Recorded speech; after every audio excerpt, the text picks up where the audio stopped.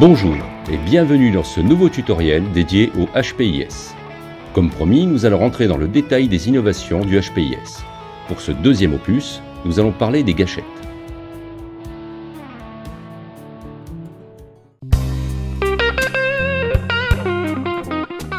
Vous supposez sûrement que les boutons de ces gâchettes sont reliés d'une manière ou d'une autre aux commandes de l'appareil photo ou de la caméra embarquée. Eh bien non, c'est bien plus puissant que ça grâce aux presets. Le principe des presets est de rassembler une ou plusieurs valeurs de tous les réglages de l'appareil en un ensemble. Cet ensemble peut être activé par un seul bouton. De ce fait, en un clic, vous reconfigurez entièrement l'appareil. Par exemple, imaginons que votre HPIS embarque une Z-Cam. Vous avez créé 6 presets, 3 photos et 3 vidéos. Notez que vous auriez pu très bien en créer 1 ou 100. Voici ces presets.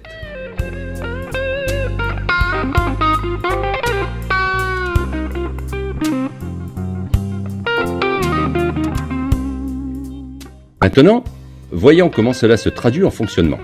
Un appui court sur le bouton 1, le HPIS s'allume.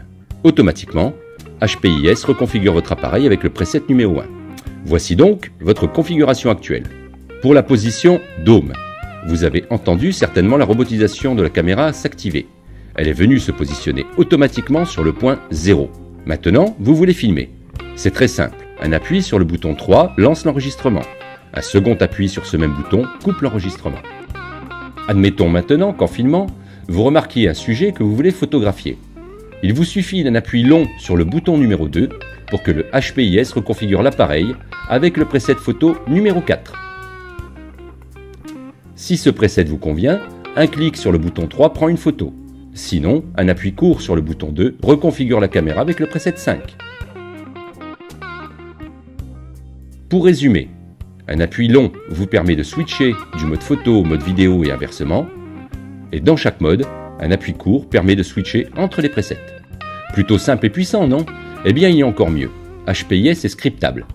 Vous pouvez très bien créer un preset photo qui sera le suivant. Quand ce preset sera chargé, si vous appuyez sur le bouton 3 une seule fois, la caméra va prendre 3 photos. Une à 1600 ISO, une à 1400 ISO et une à 1200 ISO. Et ce principe est valable pour tous les réglages de l'appareil et la position de l'objectif dans le dôme.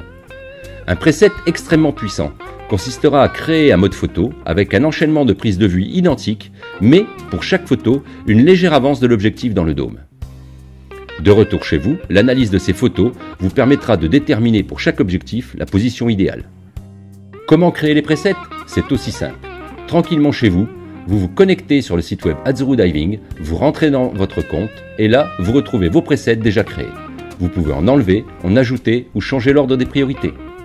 Une fois vos modifications finies, vous chargez le fichier dans une clé USB, vous la branchez sur le HPIS et ce dernier va les charger en mémoire. Voyons maintenant les autres boutons. Le bouton 4 est destiné à la commande du phare gauche, si vous avez un phare Azuru Diving. Un appui court allume le phare, un autre appui fait varier la puissance. Un appui long arrête le phare. Bien sûr, si vous n'avez pas de phare Azuru Diving, ce bouton peut être attribué à une autre fonction, le pilotage d'un objectif motorisé par exemple. Passons maintenant à l'autre gâchette. Sur la gâchette droite, le bouton numéro 5 est la mise au point sens avant. Le bouton numéro 6 est la mise au point sens arrière. Bouton 7, c'est une commande de fonctionnalité. Il passe le HPIS du mode image au mode setup et inversement.